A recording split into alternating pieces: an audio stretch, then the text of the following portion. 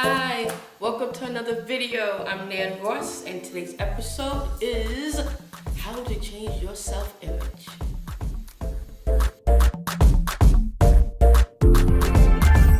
I had this belief, especially when I was younger, that I had to accept who I was as a person. I was led to believe that, it is part of my DNA. Who I am as a person is part of my DNA, it's part of my genes, my personality trait, that's just who I am. That I have to be able to accept it, to love it and accept it. But what if you don't like yourself? Hear me out.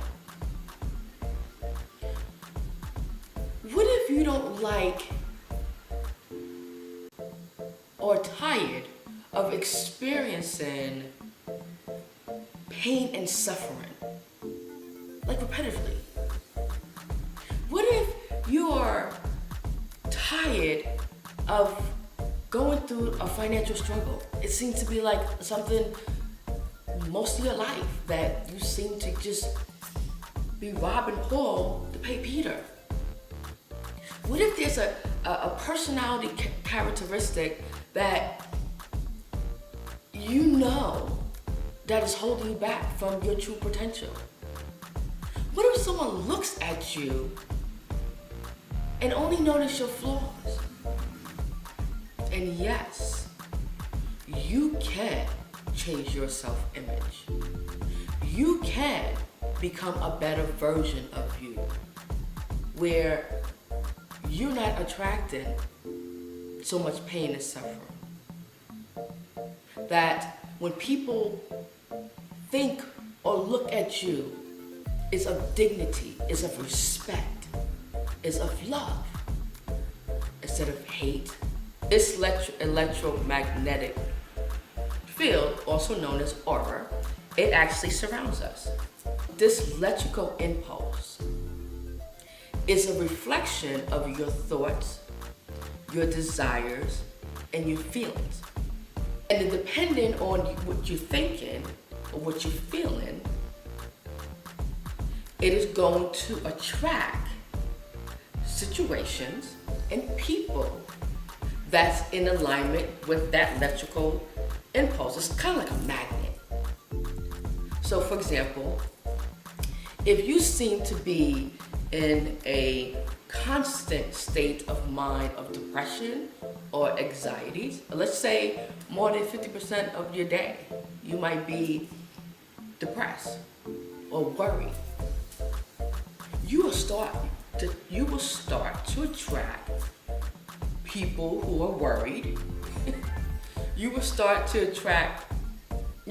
manifest situations where you need to continue to worry. Dr. Joe Dispenza. He is like a New York bestseller author. He is a doctor, but also a scientist in neuroscience. He said, your personality is your reality. So in order for you to change your reality, change your experience,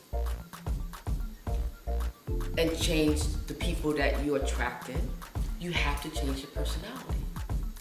So how is this possible? You're probably thinking, personality, you can't change that. That's like part of your DNA. That's part of your genetic code. Throughout the day, we have between 60 to 70,000 thoughts that runs through our mind.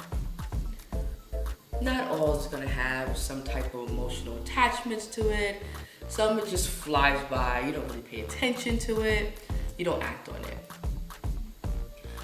But 90% of those thoughts are the thoughts from the day before. So that means we are in autopilot with the same habits, the same behaviors, and also the same belief system. First, define the type of person you want to be. define how you want to act, define how you want to behave, and how you want to think. Let your imagination run wild. Don't have no judgment. Don't worry about what your parents are going to say. Don't worry about the people in church is going to say. It has nothing to do with them. We talk about you. Number 2, what belief system or thoughts that causes negative emotions that you know that's hindering your true potential? Whether it might be generational, whether it might be something childhood, maybe it's just past experience, or maybe actually seeing someone else experience that. Because people, have a certain belief system because they might see their friends going through it. I know people who's like, I'll never get married. And they never been married before. They was like, nah, marriage, that's too much drama. That's a belief system, okay? Especially a limited belief system. Think of a mummy, right? So the linen cloth is suppressed negative emotions, right? So as you wrap the mummy in different layers, if we have all these negative emotions, anything from generational, from childhood, from past experience,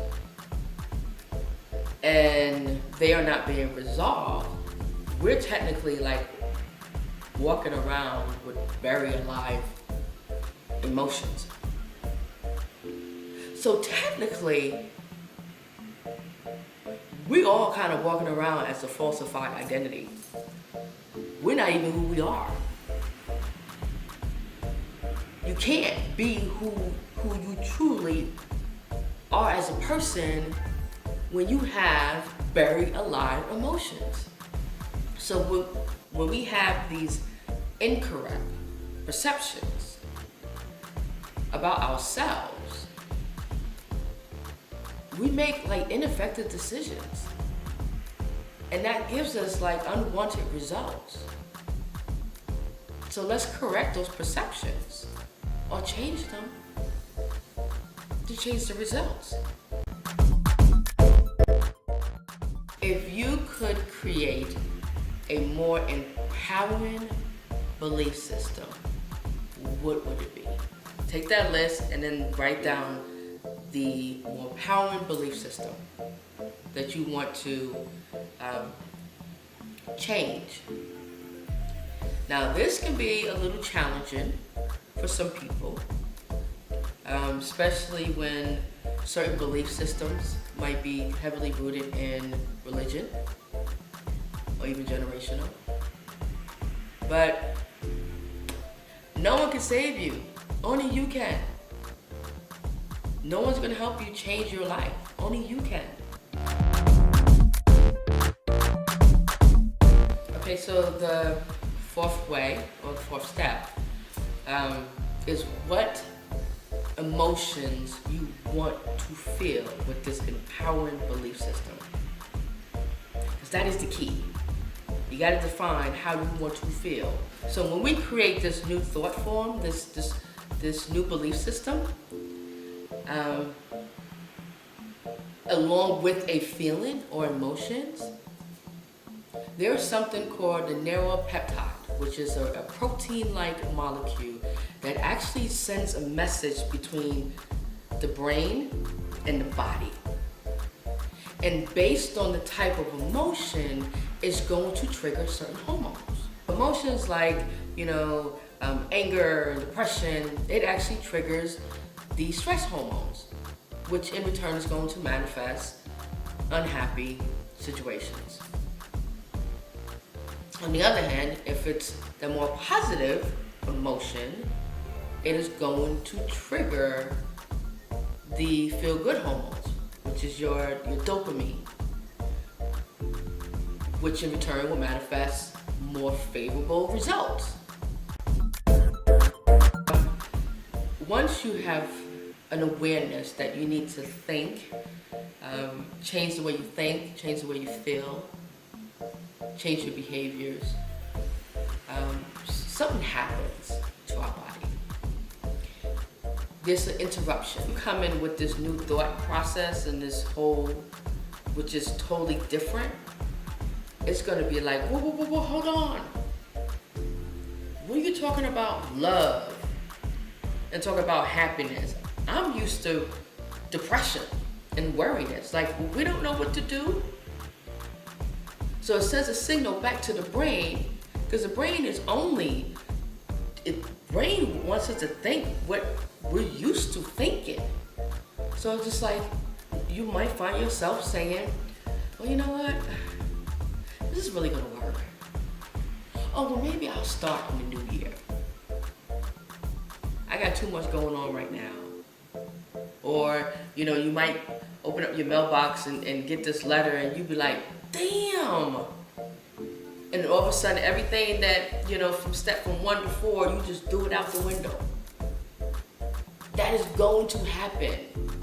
But you are stronger. You control your mind.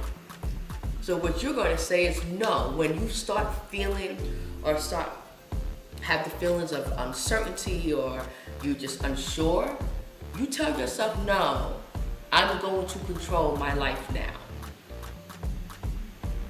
And you're going to do what I command you to do. You got to put your mind in check. I like that. So the 6th way is to create a mental movie. Some people might call it a mental rehearsal, but this visualization technique, like I said, there's no right or wrong way of doing it, but a mental movie is going to strengthen neural circuits, and it's actually going to activate certain circuits as if the experience already has occurred. Create a mental movie of this new belief system, with this new belief system of how you thinking, how you feeling, everything from the way you walk, from how people are approaching you, everything.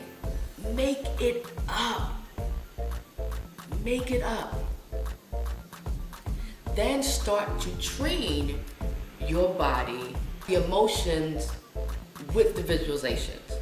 So you ready to, with step 4 or so, you already outline, step 5.